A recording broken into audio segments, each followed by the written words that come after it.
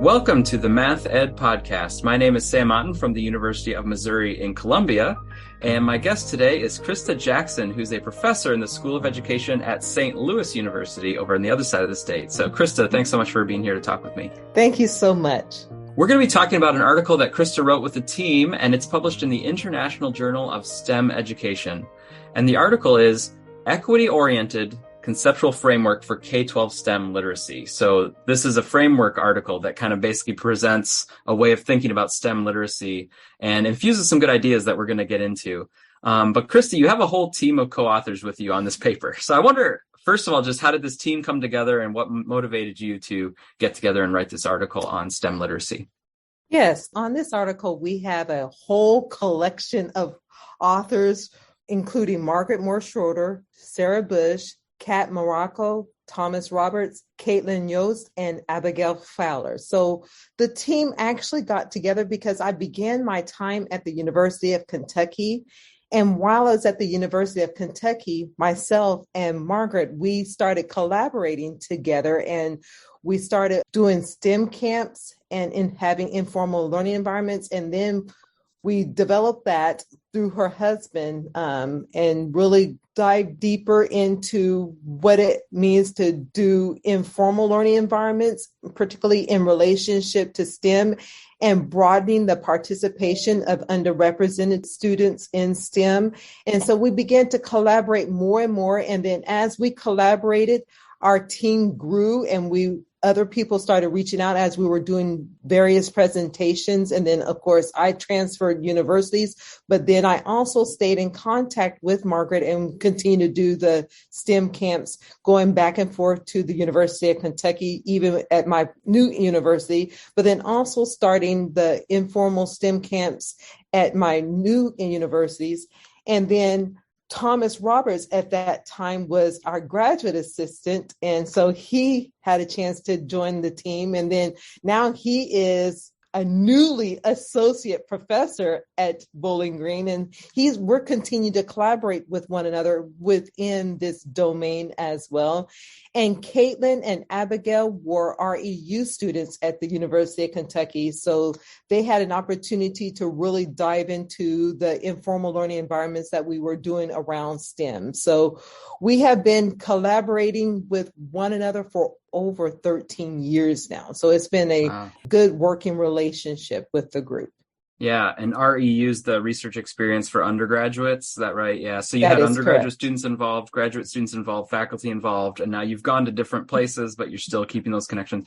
And so everybody seems to have a passion for STEM literacy and for increasing opportunities for students to get involved in STEM, and especially students from marginalized groups, is that right? That is correct. So our goal is to really provide opportunities and access to historically excluded populations in STEM.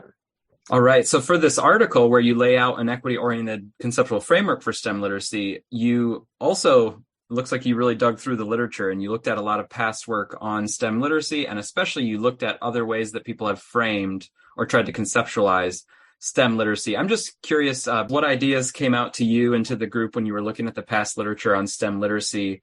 And then what was it that you felt like you wanted to add or that you wanted your perspective to be added to this framework? So in our review of the literature, we found several different frameworks on STEM and then a couple of frameworks just on STEM literacy, but none of the frameworks really focused intentionally on equity. And that was one area that we wanted to make sure is explicitly defined within the framework, even though equity may have been in the back of the researchers and the author's mind as they were developing their framework, but they never gave specific attention to equity. So when we developed the conceptual framework for the STEM literacy, we wanted to make sure equity was at the forefront. We didn't want to treat it as, yes, it's an understood process, or yes, we need to make sure we're involved in equitable practices and have that as something that is in the background. We wanted to make sure that it's in the foreground as we're looking at STEM literacy.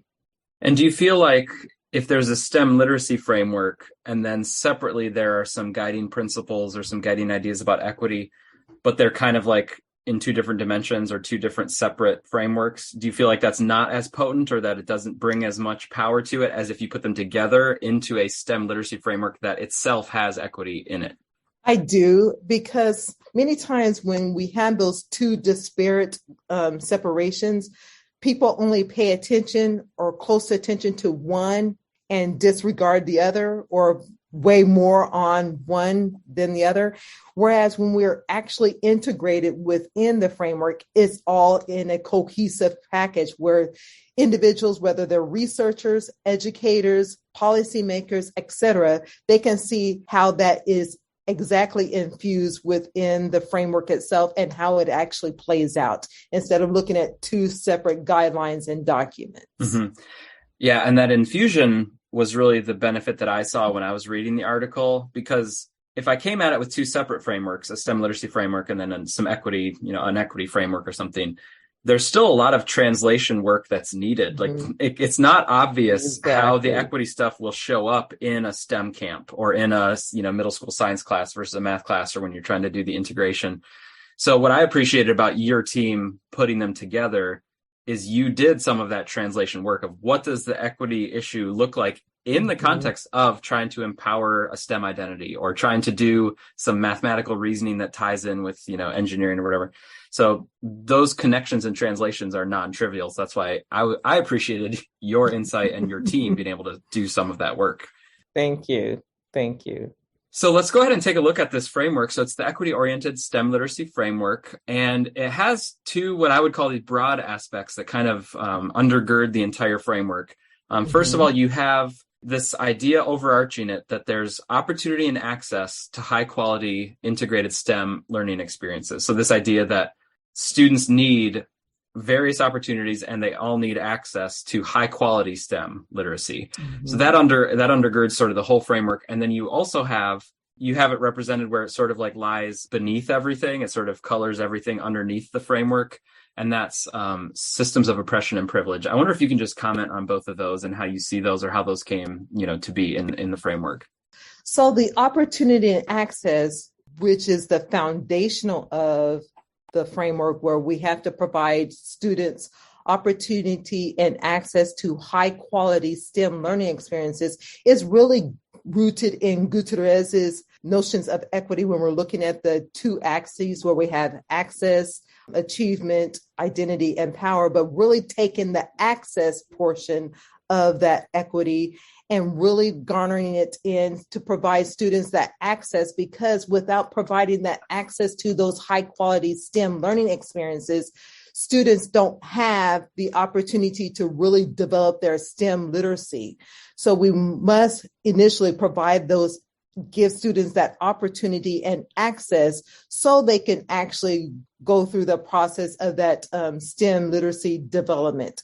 And so therefore, that's why the opportunity and access is the overarching to begin the framework, to open the door, because without providing that opportunity, the doors are actually closed. So they don't even have the opportunity to even begin to develop their STEM literacy. So beginning with those high quality STEM learning experiences, and we focus more on high quality STEM learning experiences and not just run of the mill, just what we call everyday STEM learning experiences, but they have to be high quality, where students are engaged in authentic hands-on experiences and they actually have the opportunity to really apply some of their learning, which gets into the other aspects later on of the STEM literacy framework, but they have to have those high quality experiences. And then the other part of the framework that you had mentioned, which is the disruption of the oppression and privilege, where we really want to, when we're providing our students these high quality STEM learning experiences, we want to disrupt oppression and privilege. And to disrupt oppression and privilege is really whether they're K-12 students or adults or adolescents, or however we want to look at that, those opportunities to empower them to really become, I'm getting to the other parts of the framework, sorry about that, but to really become the change agents to disrupt those systems of oppression and privilege when they encounter every day, such as racism, classism, ableism, et cetera, et cetera. For the oppression and privilege, are you specifically thinking about STEM, like science and mathematics, in K-12 settings where they, that has oppression and privilege, or do you mean the general educational system having oppression and privilege, or do you mean both and? Both and. So we're not treating those as two disparate sections because they're all intertwined together. So we can't separate the two. And then also when we're looking at STEM, really disrupting the oppression and privilege that's also in the STEM workforce, and really who is considered doing STEM and these different STEM careers that we have out there, who is making up the majority of those particular workforce entities, and why isn't more of the population of historically excluded groups in those positions? So really disrupting that in that arena, but then also within the educational system as well. Okay. The framework also has these 6 kind of interlocking components of STEM literacy. So I wonder if you could just comment on each of these a little bit.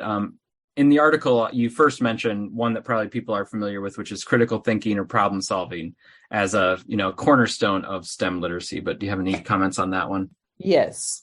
So with the critical thinking and problem solving, that is really infused in what we do. So we want to focus on those critical thinking skills where we are having students think for themselves to solve these complex problems and to really engage in that problem solving process so that they can see the utility and the applicability of the STEM disciplines and the STEM that they are learning. And it's just, we'll get away from the age-old question of, when am I ever going to use this, or why do I have to learn this? But they're actually applying and using it through those critical thinking and problem solving skills. Yeah, and that's what I liked in your framework, how each one kind of led to the others. So it really was a connected chain of these literacy components, because the critical thinking and problem solving, when you start engaging in that, you start doing the problem solving, it leads to a sense of utility and applicability where the students say,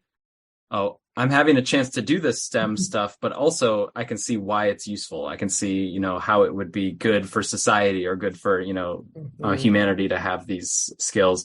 It also, by the way, reminded me of an article that I reviewed in a previous episode, a Young and Cunningham article where they were looking at Black girls in STEM, and they were talking about how some of the Black girls are like, yep, I can do this science and math stuff all day, but it doesn't mean I find it very valuable or useful. And so they were pointing out, to really have equity, we have to help the students, or we have to support the students to have experiences so that they not only see how they're capable of it, but they also see that it's worthwhile and, applicable. So your framework also captures both of those elements. Exactly. And then that also ties into another aspect of the framework, which is empathy.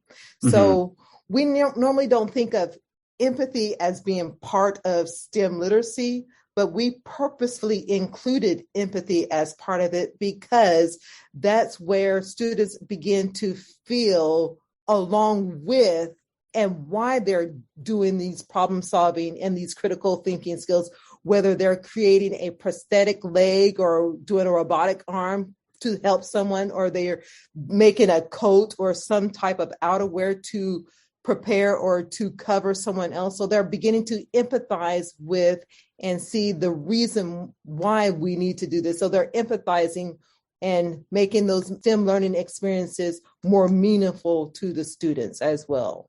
Yeah, which I agree with you that that's interconnected with seeing the utility of it. If you can actually feel how it helps people or how it can make a difference, that also can help you feel like it's worthwhile to do it.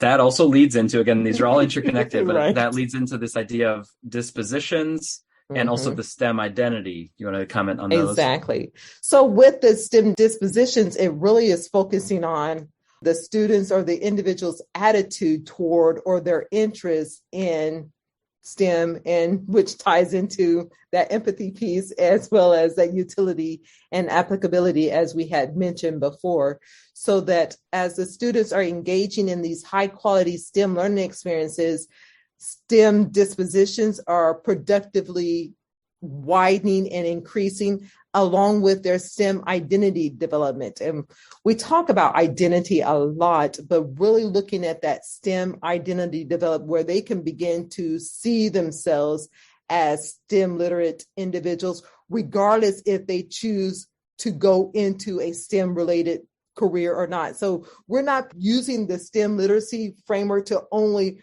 predispose individuals to go into STEM careers, but we're wanting to create a STEM literate society because that is the direction that our society in the 21st century that we're heading towards, so that they can be productive as well as more efficient, so to speak, within the society that they're living in. Mm-hmm. Again, that also just helps me connect to the Young and Cunningham work, because they also talked about identity development as an important outcome that we want. We want students, and we want, in that case, it was Black girls, to see that they have a positive STEM identity. But it doesn't mean that they have to become a science major, and it doesn't mean they have to become a scientist. It's like, no, that's still their personal choice about what they want to do with their life. But hopefully we can just help it be a positive part of their identity that they see it. So yeah, it's cool to see that you're kind of on the same page with some of the other things that have been on the podcast here in the past. Exactly. It's all also leading to empowerment, which again kind of brings on the affective side of things and really being attuned to the students' experiences in it. What's your kind of take on empowerment in this framework? Exactly. So with empowerment, we're really empowering the students to use STEM, to engage in that problem-solving process. So as they're developing their solution, they are the ones who are doing it. So they're the ones solving the problems, and they're the ones that are engaging in that inquiry-based learning approach and doing the things that will make society more enjoyable. They're also being empowered where they're developing that sense of community, or that sense of belonging, because a lot of times, particularly with historically excluded populations, they don't have necessarily, not all, but some don't have that sense of belonging. And then when they begin to see others who look like them, that are engaged in the same work and that are doing the similar things, they begin to become more and more empowered, where they're seeing, yes, I can do this too, or I can make this difference as well. Or sometimes they can be the lone one, and that's fine too, but it also builds up that sense of belonging as well. Mm-hmm. Yeah, so that all builds to where this is all pointed in the framework, is the societal change agents that you alluded to before. With your framework here, it's not just about equity for young people to have STEM literacy experiences. It seems like you actually say an equitable STEM literacy kind of program should actually affect society. Is that right? Exactly. Because to become STEM literate equitably, so to speak, we're empowering students, individuals at large to become change agents, so that they will have the tools that they need in order to embark change, because they will have the agency in order to do so. So taking it out into the world, I'm curious about how you hope that this equity-oriented STEM literacy framework will get taken up in math ed, or maybe, how have you already seen this framework, put into action, maybe in your STEM camps or elsewhere? So seeing this framework being utilized a lot within the camps, as well as other even formal learning environments where teachers are incorporating more integrated STEM practices, because that's the line that they're going on, and doing that in a way that is being infused where they're seeing the change and seeing how their students are becoming more and more motivated, engaged, and they are looking at other mechanisms and tools and not trying to just focus on one entity, but they're seeing the realization on why they're learning different things. And a lot of, even with students, they have stated that it is through this practice they realize why they're learning the things that they're learning in school. So they're beginning to see the utility and the applicability even of the siloed STEM disciplines that we're teaching in school. Through this framework and through these experiences, they're able to apply. It's like, okay, now this makes sense. But then also another use of this framework that we're hoping that will be used is to continue to be used in research and continue to ways to strengthen it and other ways to see how it's applied in other settings, in addition to both summer STEM learning experiences, as well as other informal learning experiences, as well as the formal learning experiences. How is it applied in an elementary mathematics classroom? How is it applied? How does that differ from when we're applying it in a geometry class at the high school level? What is the transformation there, or what is the difference, or what is the add-on to it that is being done? Then also even in taking it to science too, having it applied to different science classes as well, looking at how these mechanisms within the STEM equity-oriented STEM literacy framework is really playing out within the students, and how we are really increasing and developing their STEM literacy. Yeah, and I appreciated how the framework is set up where you can look at integrations of science and math, or math and engineering, or technology, but also it's very much laid out where any of those separate disciplines can actually still use this framework for infusing equity in. So like you said, it could actually just be from a math perspective. You can think about, how am I getting the empowerment? How am I getting the empathy? And how does that fit in with the literacy that we're trying to develop, or science on its own? So I like it that it's useful for the individual subjects, but it's also useful if you're trying to do something bigger across the subjects of science, technology, engineering, math. And actually, you even included STEAM with the arts in there as well. You're not being exclusive. So I thought that was good. Right. Well, I've been speaking with Christa Jackson about her article in the International Journal of STEM Education. I have a couple other questions I want to ask while I have you here as well. Okay. So I want you to look back to your graduate school, your doctoral experience. So I happen to know that long time ago. Not that long ago. But I happen to know you went to Mizzou here at the University of Missouri. But I wonder if you just comment on your PhD studies, and maybe if you give us like the short version of what your dissertation was back not so long ago. Yes. So my dissertation focused on teachers' knowledge of equity, particularly when they're teaching Black students in the mathematics classroom. So I really focused on the elementary classrooms and the teachers' knowledge and how they use that, drawing a lot on Latson Billen's work that she has done with the Dream Keepers and the African-American students, and then infusing that with developing my own conceptual framework on what that means to teach from an equity standpoint, on what that teacher's knowledge of equity actually looks like. Mm-hmm.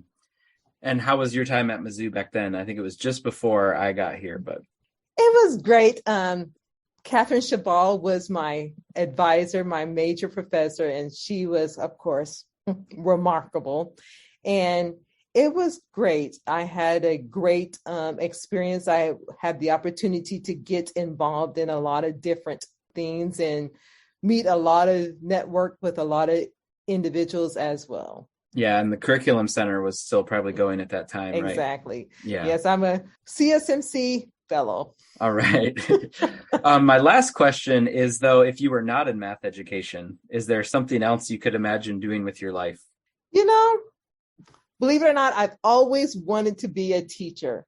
I was at the point where when I was younger, I would take my younger sister, Kathy, I give her own shout out, and I would make her sit down at the table and call me Miss Maven, which was my maiden name. And I would have her do math problems. I would teach her math and do things like that. But if I didn't do that, one other thing that I love to do is to play games. And I think I would be a game creator and create different games. I know that's also tied with mathematics because of that logical thinking and reasoning, but I enjoy games. And I also, you said one thing, I'm going to give you one other thing. I also enjoy writing short stories and skits. So Well, that having could that go together with opportunity the game creation, right? You have to have a good Exactly. story to go with it. Exactly. So I think those would be some of the areas that I would go into if I was not in mathematics education. Yeah. Well, I feel like you could still create a really cool game on the side, even as a professor, and it seems like now there's more opportunities to create games and get them out there than ever before, probably. So, no, that's cool. Yeah. I just had a family vacation with brothers and stuff and, in-laws, and we enjoy playing games. So I always play the most games when I'm like back with my family in Michigan, and they usually bring out a new one that I've never heard of before. We try it out, but it's fun, and then we have a few, classics that we always enjoy. So no, that's fun. Yes. Well, Christa, it's great talking to you, and thanks so much for the work that you're doing and for spending this time with us. Thank you so much.